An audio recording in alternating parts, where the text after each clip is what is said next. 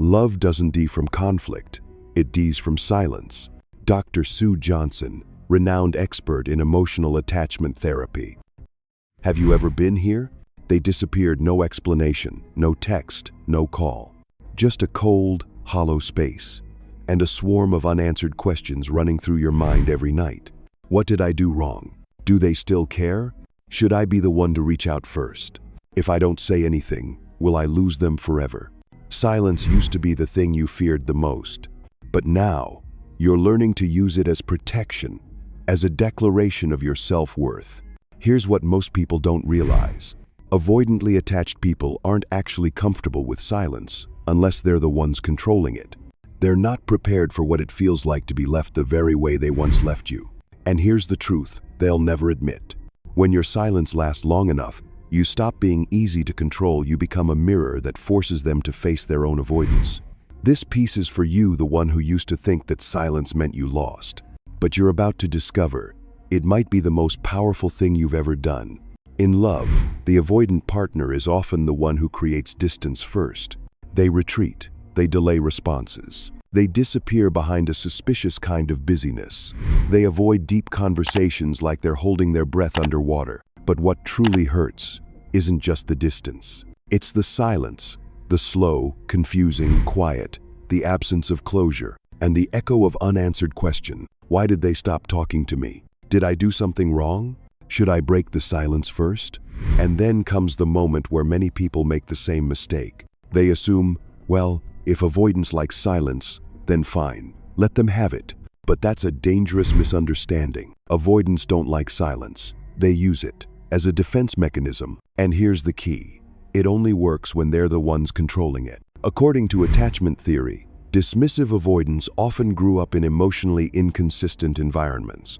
They learned not to rely on closeness because needing too much often led to pain or rejection. So in adulthood, they cope by pulling away when intimacy gets too intense. They go silent not because they don't feel, but because they've never learned how to feel in connection with someone else. Silence is their emotional regulator, their safety net, and it operates with one hidden assumption, that you will eventually break the silence. You'll text first, you'll reach out, you'll patch things up, you'll chase, like before. But what happens when you don't? What happens when your silence lasts longer than they expected? When you no longer respond on cue, that's when the strategy turns against them. Like a driver who assumes everyone will move out of their way, they never learn how to stop. Until one day, no one swerves.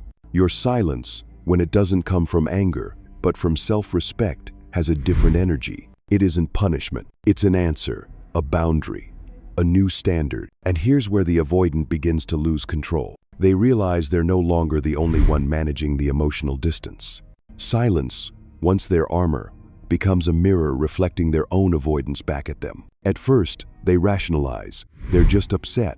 They'll come around. They always do. But after days, or weeks, the realization sets in, you're no longer waiting. For the avoidant, this isn't just a missed message. It's the loss of power, the loss of certainty, the shattering of an emotional pattern that made them feel safe without ever having to show up fully. Your silence starts poking holes in a defense system that's been intact for decades, and they can no longer ignore what's becoming painfully clear. You don't need them the way you used to. And it's precisely at the moment they realize you're no longer there, the way you used to be, that a subtle yet powerful shift begins to unfold inside them. Silence, once a protective tool, becomes a language they can't control. It reveals everything they've been trying to avoid: the feeling of being left behind, the loss of control, and worst of all, being forgotten. At first, when you go quiet, they genuinely feel relieved. Relieved that there are no emotional demands to face. Relieved that there's no vulnerable conversation looming. They think to themselves, finally, peace. No one's asking for anything. I've got my space. And they misread the silence. They interpret it as compliance. That you finally get it. That you understand their need for space. In their mind, your silence is part of the usual cycle. They withdraw. You follow. They shut the door. You knock.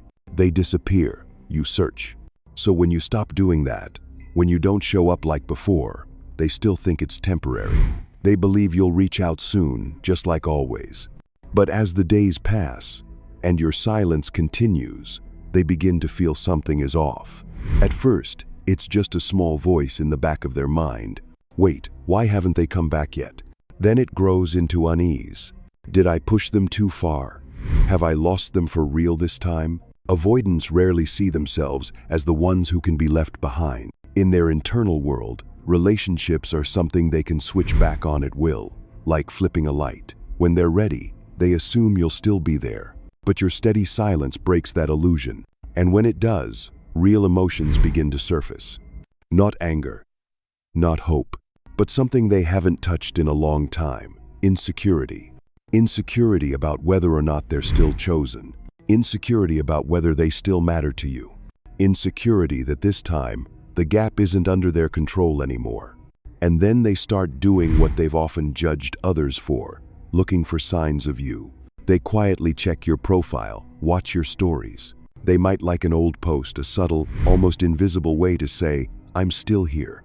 Maybe they send a vague, open-ended text. Hey, how have you been lately?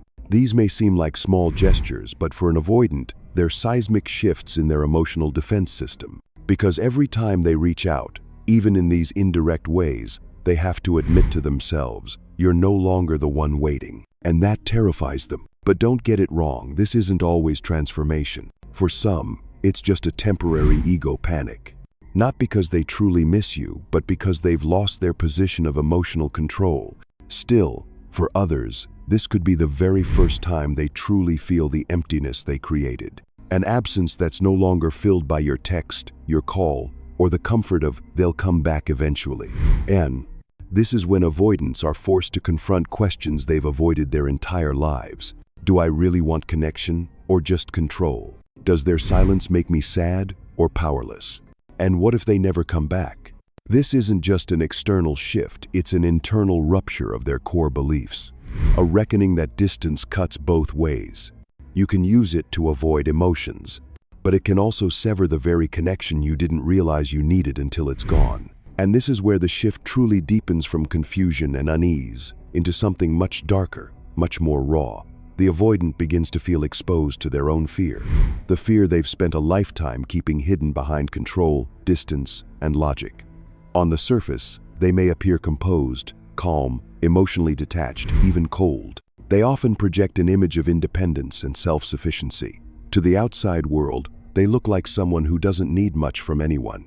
But in silence, especially a silence they can't control, that image begins to crack. Because when there's no one on the other end, no one reaching out, no one knocking on their emotional door like before, they no longer have a script. There's no one to manage, no one to pull back from, no one to prove anything to. And in that unfamiliar stillness, they begin to face a truth they're deeply uncomfortable with. A vast emotional emptiness they've spent years avoiding. That emptiness begins to whisper questions they can't ignore. If they're not coming back, what does that say about my worth? Am I really not good enough to be held on to? Was all that control I had just an illusion? Avoidants are not used to feeling discarded. In fact, their entire attachment system is designed to avoid being in the position of the one who needs. From a young age, they learn to suppress emotional needs because those needs were often unmet or worse, shamed. So they did what any child in an emotionally unsafe environment would do. They shut those needs down. They taught themselves not to want too much, not to express longing, not to hope for closeness. They became skilled at numbing desire, at pretending they didn't care. They told themselves they were rational, independent, above the drama. They turned down the volume on every vulnerable part of themselves. But here's the thing about suppressed emotions. They don't disappear, they hibernate. And your prolonged silence, the kind that isn't reactive, but grounded in self-worth, becomes the trigger that slowly wakes them up. From the depths of their inner world, waves of forgotten emotion begin to stir. Nostalgia that's hard to name. A hollow sense of loss they can't explain. The uncomfortable realization that the space they thought they wanted now feels cold, heavy, and uninviting. When there's no one responding, silence stops being a tool and becomes a mirror. And that mirror reflects what they've spent so long denying. They do care. They do feel. And they are affected sometimes deeply when the person they thought would always be there isn't. That's when their minds start creating stories, not because those stories are true, but because they need to put the discomfort somewhere outside themselves. They tell themselves you're playing games, that you're punishing them, that maybe you found someone else. These thoughts aren't based in reality, they're based in defense. Because if they were to admit that your silence is simply a boundary, a new standard of self-respect, then they'd have to face something terrifying, that their own behavior has consequences. And that truth is excruciating for someone who has spent their life building emotional walls tall enough to never be questioned. Because now they have to face the idea that, I didn't lose them because they needed too much from me. I lost them because I gave too little. That's when the darker side of the avoidant ego begins to flare. They might get angry, but not at you, at themselves. They might feel ashamed, but have no clue how to apologize. They might want to reach out, but feel frozen in place. Because deep down, they fear that if they reach out, you won't respond. And for someone who's built their identity on not needing anyone, being ignored is more than rejection, it's ego death. So they retreat even further, even though their heart wants to move toward you. And in that deeper withdrawal, they're more alone than ever before. But they won't show it. They won't say it out loud. Because the shadow side of avoidant psychology isn't just the fear of being left. It's the shame of needing love, the shame of wanting to be chosen, the shame of longing after a lifetime of pretending they didn't. And that is the battle they're now fighting in silence. And when they've spun long enough in the dark corners of their own mind, when insecurity starts to outweigh the illusion of composure, they begin to test the waters with small, almost imperceptible gestures. Not an apology, not a direct question like, "Are you still there?" but subtle signals from a distance, designed to feel safe. They might watch your story just to remind you they're still around. They might like an old post, a quiet breadcrumb of memory. They might send you a random meme, a half-hearted knock on the door, disguised as casual. Or they might drop a vague, empty message, not to say anything, but just to see if you'll still answer. But this time, something is different, because you, the one who used to always reach out first, the one who patched every crack, who explained, who empathized, who came running back whenever they pulled away, you're no longer in that role. You've changed an unspoken rule that both of you once lived by, that you would always be the one to return. Not anymore. Your silence now is no longer rooted in fear, it's a choice. It isn't about anger. It isn't about punishment. It's a declaration of self-worth. You're not silent because you want to hurt them. You're silent because you've realized responding is no longer worth what you were giving. Because when people repeat the same pattern of distancing and returning over and over, it stops being accidental. It becomes a habit of hurting. And you finally know you deserve better than that. When the avoidant starts to sense this, they're not just losing a connection, they're losing the emotional position they once held. They're no longer the gravitational center of the push-pull dynamic. They're no longer in control of the emotional rhythm.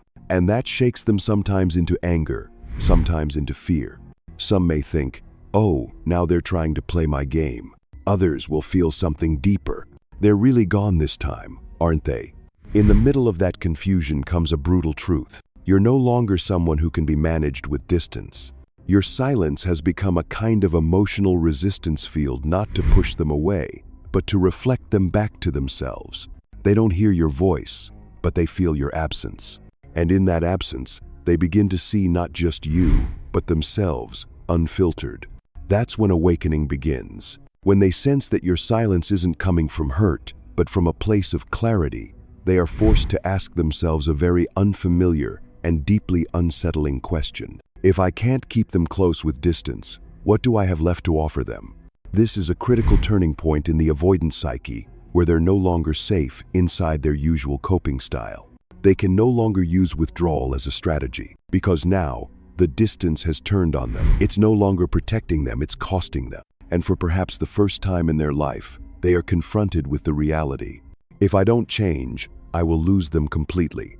Not because you hate them, not because you're punishing them, but because you've learned how to love without losing yourself. Because this silence didn't come from pain. It came from awareness. It's the voice of someone who has walked through too many cycles of understanding and waiting, too many moments of explaining and hoping, too many times of forgiving and initiating, and has finally chosen self-respect over familiarity. You still love, but now you also know how to let go.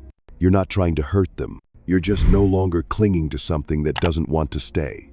And that for someone who's always kept control by pulling away might be the first true wake-up call they've ever had. And when that silence has lasted long enough to quiet the emotional noise, deep enough to settle beneath the surface, steady enough to hold without trembling, what remains between two people isn't about who won. It's not about who let go first. It's not about who was stronger. It is, instead, a space that can awaken.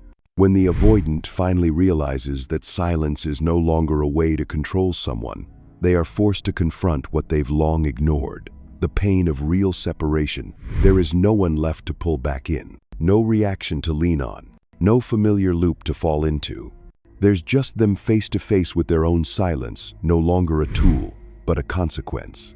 And that's when the distance they once used to protect themselves becomes a kind of empty room, one where no one is waiting anymore, where return is no longer guaranteed, and where forgiveness is no longer automatic. If awakening happens, it rarely arrives like thunder. It doesn't shout, it doesn't plead. It slips in through the quiet collapse of old illusions.